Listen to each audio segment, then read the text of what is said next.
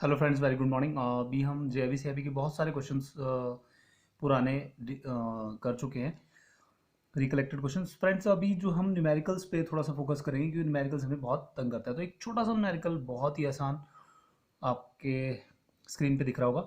How to calculate book value, ये question आया हुआ था। इसमें फिगर्स दी हुई थी, देखो फिगर्स क्या क्या है। Face value 10, reserves and surplus ये भी 100 करोड़ है, इक्विटी कैपिटल 10 करोड़ दिया हुआ है। सिंपल सा क्वेश्चन है और हम जब देखते हैं इसको तो कंफ्यूज हो जाते हैं कि इसमें बुक वैल्यू कैसे निकालें। फ्रेंड्स, पहले तो ये है कि आपकी फार्मूलाज पे अच्छी कमांड होनी चाहिए। तो देखते हैं पहले इसमें फॉर्मूला क्या लगेगा। टोटल नंबर ऑफ शेयर्स कैसे निकालेंगे, equity capital divided by face value. तो ये कितना आ जाएगा, 10/10। यहाँ पे दिया हुआ ना इक्विटी कैपिटल 10 करोड़ और फेस वैल्यू भी 10 करोड़, तो इससे आ गया आपका 1 करोड़ शेयर्स। ठीक है, अब देखो फेस वैल्यू कितनी है, 1 करोड़ है, और रिजर्व्स कितने हैं हमारे पास,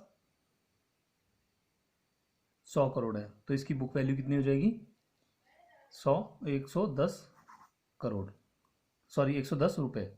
ठीक है फ्रेंड्स, तो होप ये ऐसे छोटे छोटे क्वेश्चंस जो हैं आ जाते हैं कई बार और आपको काफ़ी हेल्प करेंगे ये।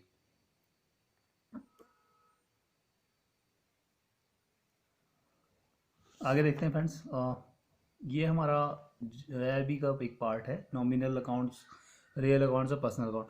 फ्रेंड्स देखेंगे पहले कि नॉमिनल अकाउंट कौन से अकाउंट होते हैं जिसमें कि डेबिट बैलेंस रहेगा हमेशा। और ये कौन से अकाउंट्स होते हैं, ये होते हैं rent paid, wages paid, communication commission paid, discount allowed etcetera. ये इसके एग्जांपल्स हैं। ये इस तरह के अकाउंट्स जितने भी होंगे नॉमिनल अकाउंट कहलाएंगे। तो ये क्या होगा, being expense would be always in the debit side in the profit and loss account. ठीक है, और trading account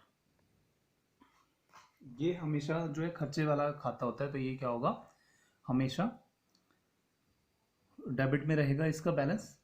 nominal account credit balance कब होगा, जब रेंट रिसीव होगा, कमीशन रिसीव होगी या डिस्काउंट रिसीव होगी, then it would remain at the credit side. ठीक है फ्रेंड्स, नेक्स्ट देखते हैं क्या था रियल अकाउंट। रियल अकाउंट कौन से होते हैं, जिसका डेबिट बैलेंस है जो कि लैंड, बिल्डिंग और stock, cash etcetera, asset in balance sheet.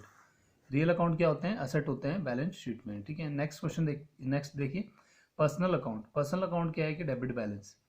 तो ये ट्रेड डेप्टर और prepared expenses, expenditure, asset in the balance sheet. ये भी क्या है कि एक पर्सनल अकाउंट जो है वो भी एक असेट होता है बैलेंस शीट में। और क्रेडिट बैलेंस में कब होगा, जब होगा capital, loans, trade shown on liability side of the balance sheet. ठीक है, depreciation is a nominal account not in balance sheet, it is in the profit and loss account. Depreciation क्यों निकालते हैं हम, ताकि हमें एग्जैक्ट पता लग जाए कि हम लॉस में हैं या फिर प्रॉफिट में। ठीक है फ्रेंड्स, ये एक डिफरेंस बिटवीन है किस किस के बीच में है, ये बिल ऑफ एक्सचेंज और प्रोमिसरी नोट्स के बीच में है। ठीक है, तो पहला देखेंगे, पहला पॉइंट क्या है कि bill of exchange drawn to cover the sale and purchase of goods.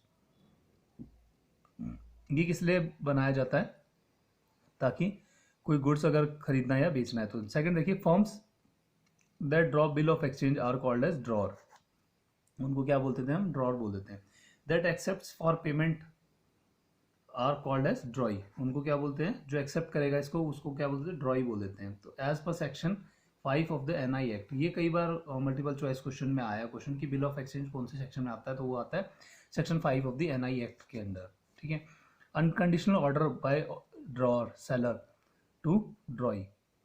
इसमें तीन पार्टीज काम करती है, ड्रॉर, ड्रॉई और पेई होता है। ठीक है, ये भी कई बार पूछ लेते हैं कि इसमें कितनी पार्टीज होती हैं। तो noting is required in case of dishonour. अगर बिल ऑफ एक्सचेंज डिसऑनर हो जाए तो आपको क्या कराना पड़ेगा, नोटिंग करानी पड़ेगी। ठीक है, प्रोमिसरी नोट। प्रोमिसरी नोट क्या है, अनकंडीशनल प्रॉमिस है, इसमें दो पार्टीज इन्वॉल्व होती है, प्रोमिसर और promisee. It does not required noting in case of dishonour, इसमें कोई नोटिंग की जरूरत नहीं होती अगर डिसऑनर हो जाए तो। No requirement of any acceptance, कोई एक्सेप्टेंस की भी जरूरत नहीं होती है। ड्रॉन बाय द डेप्टर, ये किसके द्वारा बनाया जाता है, डेप्टर के द्वारा बनाया जाता है। तो बिल ऑफ एक्सचेंज में देखेंगे दो तरह के होते हैं बिल ऑफ एक्सचेंज, एक होता है ट्रेड बिल्स, एक होता है अकोमोडेशन बिल्स। ठीक है, कई बार क्या होता है कि आपको पैसे की जरूरत होती है तो आप क्या करते हैं, लोन लेते हैं, और कई बार क्या करते हैं, आप अपने रिश्तेदारों से उधार ले लेते हैं। तो अकोमोडेशन क्या है, एक तरह का रिश्तेदारों से उधार लेना है। इसमें क्या है कि बस सिर्फ आप को अकोमोडेट करेगा कोई, आपका जो ट्रेडर वगैरह होगा, तो वो आपसे पैसा आपको पैसा उधार दे देगा थोड़े टाइम के लिए। तो इसको हम काइट फ्लाइंग भी बोल देते हैं। हवा में पतंग उड़ाना। क्यों? क्योंकि इसमें क्या है कि कोई एक्चुअल कोई सीन नहीं होता, सिर्फ आपको थोड़े से टाइम के लिए पैसा दिया जाता है, एक्चुअली कुछ भी नहीं होता। और ट्रेड बिल्स में क्या होता है, एक्चुअल सेल होती है, परचेज होती है, कोई आदमी पैसा सामान खरीदता है आपका या कोई बेचता है, तो उस हिसाब से जो है ये बिल्स बनते हैं। तो ये दो तरह के बिल्स बनते हैं, डिमांड बिल या उसांस बिल। डिमांड बिल में क्या होगा, एग्जैक्ट आपको डेट लिखी होगी, इतनी तारीख को पैसा देना ही देना है। और उसांस बिल्स में क्या होगा, थोड़ा आपको टाइम पीरियड मिल जाएगा, रिलैक्सेशन मिल जाएगी। हाँ फ्रेंड्स, देखते हैं फुल फॉर्म्स आ गई हैं फिर से।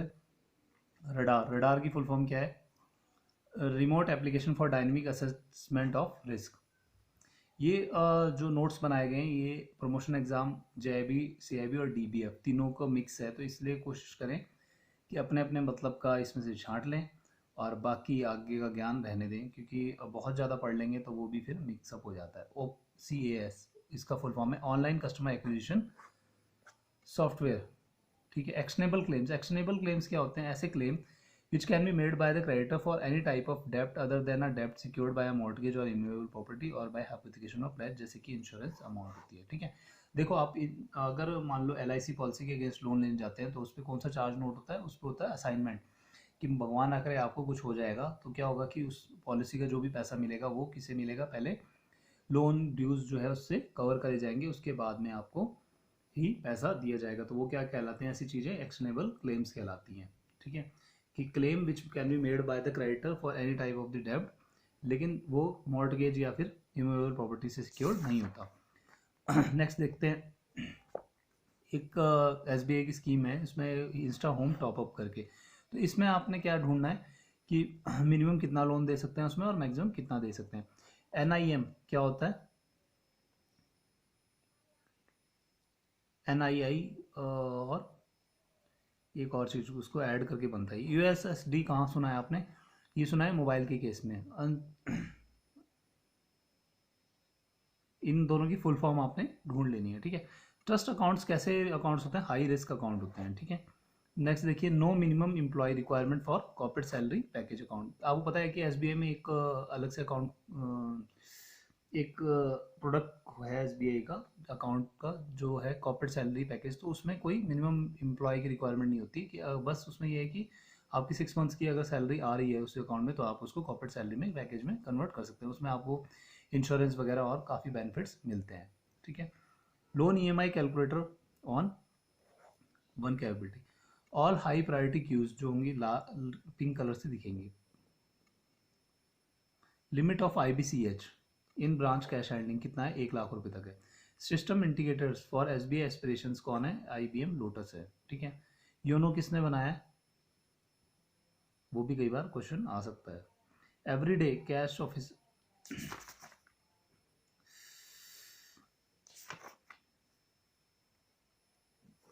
यहां से स्टार्ट करते हैं क्वेश्चन।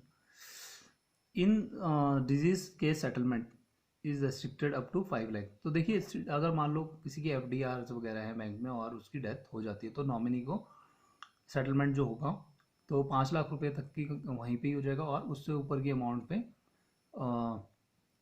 फर्दर सेटलमेंट होगा। लेकिन अगर नॉमिनेशन है तो वो कोई भी अमाउंट ऐसे ही सेटल हो जाएगा। Succession certificate is applicable to डेप्ट एंड सिक्योरिटी। सक्सेशन सर्टिफिकेट किसके लिए एप्लीकेबल है, डेप्ट को और सिक्योरिटी के लिए एप्लीकेबल है।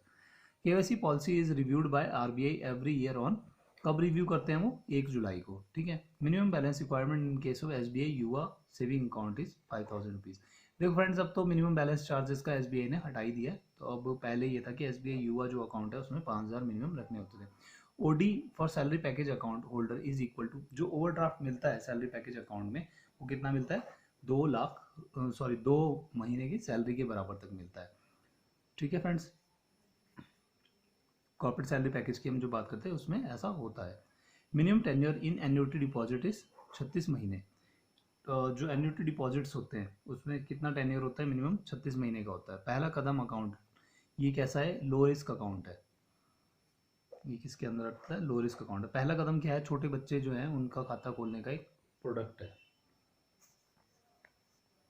STU की फुल फॉर्म है strategic training unit is headed by, कौन हेड करता है उसको, CGM करता है। Bill of exchange has 3 parties. अभी हम थोड़ी देर पहले ही बिल ऑफ एक्सचेंज पढ़ा था, तो उसमें कितनी पार्टीज थी? 3 पार्टीज थी। तो ये कई बार क्वेश्चन आ चुका है।